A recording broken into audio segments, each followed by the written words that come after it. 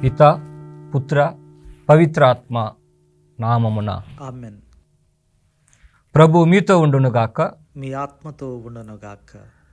పునీత మత్తయ్య గారు రాసిన సువిశేషంలోని భాగము. ప్రభువా మీకు మహిమ కలుగునుగాక. 19వ అధ్యాయము 16వ వచనం నుండి 22వ వచనం వరకు. అంతటా ఒక యువకుడు యేసును సమీపించి, బోధకుడా, నిత్యజీవము పొందుటకు నేను చేయవలసిన మంచి పని ఏమి అని ప్రశ్నించాను. మంచిని గూర్చి నన్నేలా ప్రశ్నించదవు? మంచివాడు ఒక్కడే.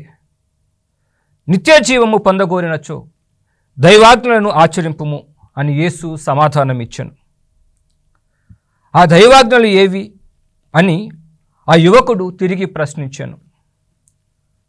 అందుకు యేసు, నరహత్య చేయకుము, వ్యభిచరింపకుము, దొంగిలింపకుము, అబద్ధ సాక్ష్యములు పలుకకుము, తల్లిదండ్రులను గౌరవింపుము, నిన్ను నీవు ప్రేమించుకున్నట్లే నీ పొరుగువానిని నీవు ప్రేమింపుము అనేను. అంతటా ఆ యువకుడు యేసుతో, ఇవన్నీ ఆచరించుచుంటిని, నేను ఇంకేమీ చేయవలేను అని అడిగాను.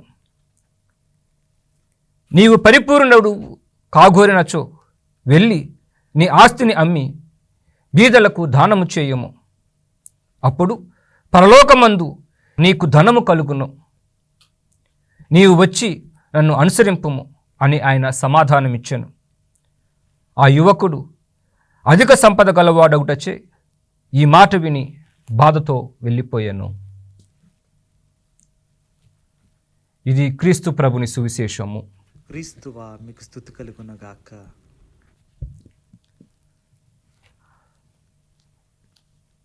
మన జీవిత లక్ష్యం ఏమి? మన జీవిత కోరిక ఏమి? క్రీస్తునాథుని యందు ప్రియ సహోదరి సహోదరులారా, ఈనాటి సువిశేష పట్టణంలో ఒక ధనొక్క యువకుడు తన జీవిత లక్ష్యం ఏమిటో, తన కోరిక ఏమిటో అనే ఉద్దేశంతో నేను నిత్య జీవము పొందటానికి ఏమీ చేయవలేను అనేటువంటి ప్రశ్నతో తనను తాను ఆలోచన చేసుకుంటూ ఉన్నాడు, తనను తాను ప్రశ్నించుకుంటూ ఉన్నాడు. ఇదే ప్రశ్న నేను కొంతమందిని అడిగాను, పెద్దవారిని, యువతి యువకులను, చిన్నపిల్లలను. వారు ఇచ్చేటువంటి సమాధానం పెద్దవారు చెప్తూ ఉన్నారు, అయ్యా నేను ఎంతో కష్టపడ్డాను, నా కుటుంబంలో నిలబెట్టాను, బిడ్డల కోసము నా యొక్క సంతోషమును వదులుకున్నాను, నాకు ముఖ్యమైనవి వదులుకున్నాను అని చెప్పి చివరిగా నేను సంతోషంగా ఉండాలి, హ్యాపీగా ఉండాలి అని కోరుకుంటూ ఉన్నాను అని పెద్దవాళ్ళు చెప్పారు. అదేవిధంగా యువతి యువకులు కూడా ఈ యొక్క ప్రశ్నకు సమాధానం చెబుతూ, ఫాదర్ నాకు మంచి ఉద్యోగము చేయాలి, నేను మంచి ఉద్యోగమును సంపాదించాలి, మంచి ఇల్లు కట్టుకోవాలి, నా జీవితాన్ని నేను ఎంజాయ్ చేయాలి ఫాదర్ అని సమాధానము చెప్పారు. ఇక చిన్నపిల్లలు చెప్పారు, ఫాదర్ నాకు మంచి సైకిల్ కావాలి, తర్వాత మంచి ఫోన్ కావాలి, నేను వీడియో గేమ్స్ ఆడుకోవటానికి అనేటువంటి సమాధానం ఇచ్చారు. ఎవరూ కూడా నేను పరలోకముడికి వెళ్ళాలి అనేటువంటి సమాధానము, నేను నిత్య జీవము పొందాలి అనేటువంటి సమాధానము చెప్పలేదు. కనీసము ఈనాడు సువిశేష పట్టణంలో ఈ యొక్క ధనిక యువకుడు ధనము మీద వ్యామోహం ఉన్నప్పటికీ కూడా నేను నిత్య జీవము పొందడానికి ఏమి చేయాలి అనేటువంటి ఆలోచన చేశాడు. ప్రియ సహోదరి సహోదరులారా, ఈ ప్రశ్నతో ఈ యొక్క యువకుడు క్రీస్తు ప్రభు దగ్గరికి వెళ్ళి అడిగినప్పుడు క్రీస్తు ప్రభు అతనికి చెప్పినటువంటి మాటలు, మొదటగా నిత్య జీవం కోసం ప్రయత్నం చేయి, నిత్య జీవితం కోసం వెదకు అన్నాడు. రెండవది, దేవుడు అక్కడే మంచివాడు, దైవాజ్ఞలను అనుసరింపము. అటు తర్వాత నీకు ఉన్నది నీవు సమస్తము ఆ దేవుని యొక్క చిత్తమునకు సమర్పించుకో అనేటువంటి మాటలు చెబుతూ ఉన్నారు. ఈ మాటలు కొంచెం మనం లోతుగా ధ్యానం చేసినట్లయితే నిత్య జీవితం కోసం ప్రయత్నం చేయటం, సీక్ ఇటర్నల్ లైఫ్. ఏ విధంగా మనము ఈ యొక్క నిత్య జీవాన్ని పొందగలము?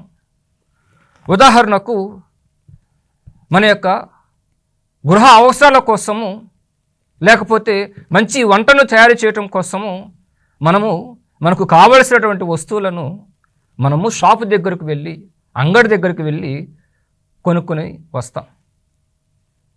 అలా కాకుండా పక్కవారి దగ్గరికి వెళ్ళో, లేకపోతే బంగారపు షాపు దగ్గరికి వెళ్ళో మనము వంట వస్తువులను కొనం. అనగా రైట్ అప్రోచ్, అనగా మనము ఎవరి దగ్గర ఏమి ఉంటుంది, ఎవరి దగ్గరికి వెళితే నా అవసరం తీరుతుందో అటువంటి ఆజ్ఞలను, అటువంటి ఆలోచన మనము కూడా చేయాలి.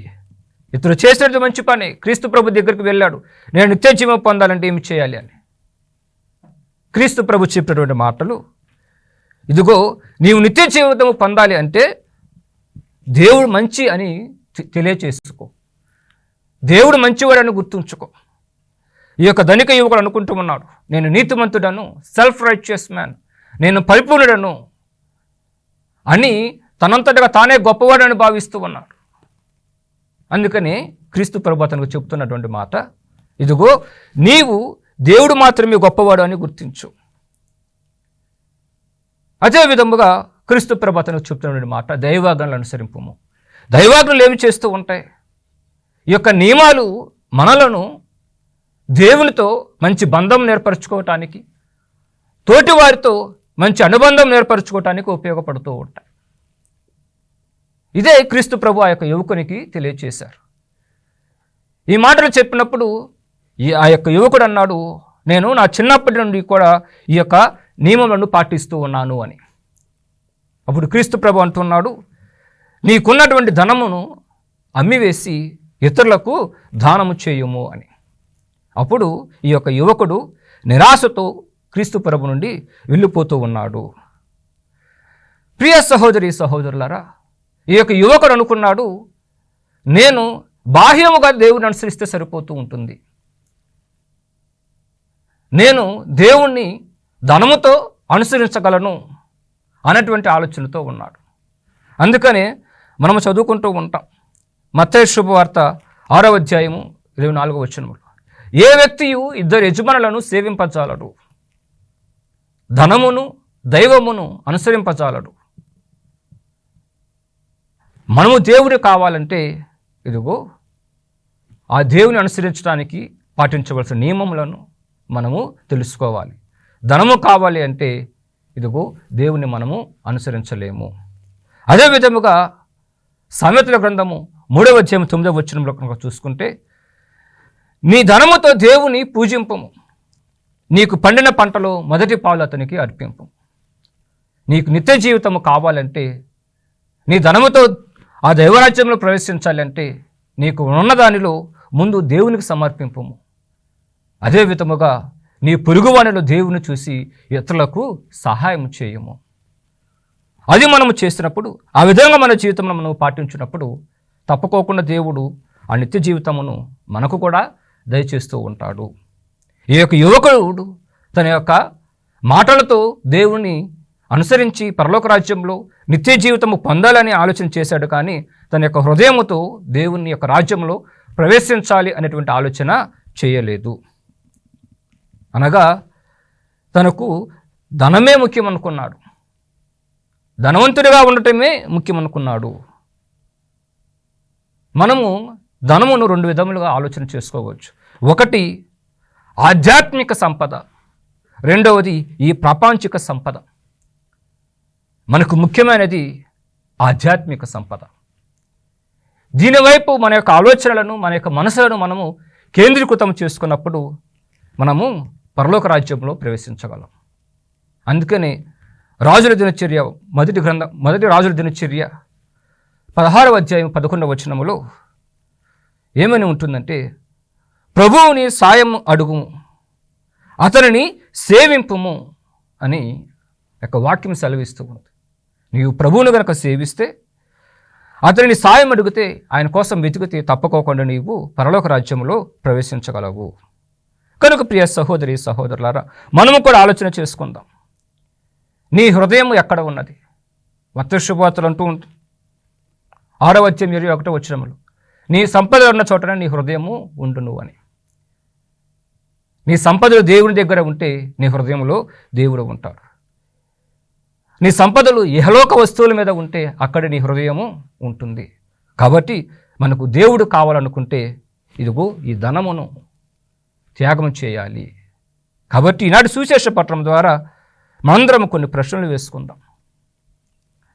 క్రీస్తు ప్రభువుని నేను కంప్లీట్గా పూర్తిగా అనుసరిస్తూ ఉన్నానా? లేకపోతే ఆ దేవుని అనుసరించటానికి, ఆ క్రీస్తు ప్రభువుని అనుసరించటానికి నాకు ఏది అడ్డుగా ఉన్నది? నేను సాధించిన డబ్బు, పరపతి, పేరు ప్రఖ్యాతలు క్రీస్తు ప్రభు కన్నా నాకు ముఖ్యమా అనేటువంటి ప్రశ్నకు సమాధానమును మనమందరం కూడా వెతుక్కోవాలి. ఇక మూడవది, ఆ క్రీస్తు ప్రభుని యొక్క చిత్తమును నెరవేర్చడం కోసం, ఆ క్రీస్తు ప్రభుని పొందడం కోసము నా జీవితంలో నేను త్యాగము అలవర్చుకుంటూ ఉన్నానా? దేనైనా నేను వదిలిపెట్టడానికి సిద్ధంగా ఉన్నానా అనేటువంటి ప్రశ్నలు వేసుకుంటూ మనము సమాధానమును వెతకాలి. అందుకనే పౌలు గారు అంటూ ఉంటారు, ఫిలిప్పీలకు రాసినటువంటి లేఖ 3వ అధ్యాయము 8వ వచనములో, క్రీస్తు ప్రభుని గూర్చిన జ్ఞానమును పొందుటకై నేను ప్రతిదానిని చెత్తగా భావిస్తూ ఉన్నాను అని గొప్పగా చెబుతూ ఉన్నారు. దేవుని పొందుకోవటమే నాకు ముఖ్యం, దేవుడే నాకు సమస్తము, దేవుడే నాకు సర్వము అని ఆయన పలుకుతూ ఉన్నాడు. అటువంటి గొప్ప విశ్వాసమును, జ్ఞానమును దేవుడు మనకు దయచేయాలని మన యొక్క జీవితాలను జీవించుదాం. ప్రార్థించుకుందాం. దయగల దేవా, ప్రేమగల తండ్రి, మా జీవితము నీవు ఇచ్చినటువంటి బహుమానము సర్వేశ్వర. మీ యొక్క కోరిక కూడా అదే. మేము మిమ్మల్ని తెలుసుకొని, ప్రేమించి, సేవించి అటు తరువాత మిమ్మల్ని కలుసుకోవాలన్నదే మీ యొక్క కోరిక. కానీ ప్రభువా, ఇహలోక వ్యామోహములకు, ధనమునకు మేమందరము కూడా లోబడి మా జీవితమును మీ నుండి దూరం చేసుకుంటూ ఉన్నాం. ధనిక యువకుని వలె మేము కూడా మాటలతోనే మిమ్మల్ని అనుసరిస్తూ ఉన్నాం. మా యొక్క హృదయము సంపదలపైనను, ఇహలోక వస్తువులపైన పెట్టి మీకు దూరముగా ఉంటూ ఉన్నాం. ఇకనే నువ్వు ప్రభువా, మా యొక్క హృదయంలో నీకు స్థానముని ఇచ్చి, నీవు మాత్రమే మాకు ముఖ్యమైన తెలుసుకునేలాగున్నా మమ్మల్ని అందరినీ కూడా దీవించమని, మా జీవితంలో మిమ్మల్ని అనుసరించుటే మాకు యోగ్యమైనటువంటి జీవితము అని తెలుసుకునేలాగున్నా మమ్మల్ని అందరినీ కూడా దీవించమని మా ప్రభువైన క్రీస్తు ద్వారా అడిగి వేడుకొనుచున్నాము. ఆమేన్. ప్రభు మీతో ఉండునుగాక, మీ ఆత్మతో ఉండునుగాక. సర్వశక్తిగల సర్వేశ్వరుడు, పిత, పుత్ర, పవిత్ర ఆత్మ మిమ్మందరినీ దీవించి కాచి కాపాడునుగాక. ఆమేన్.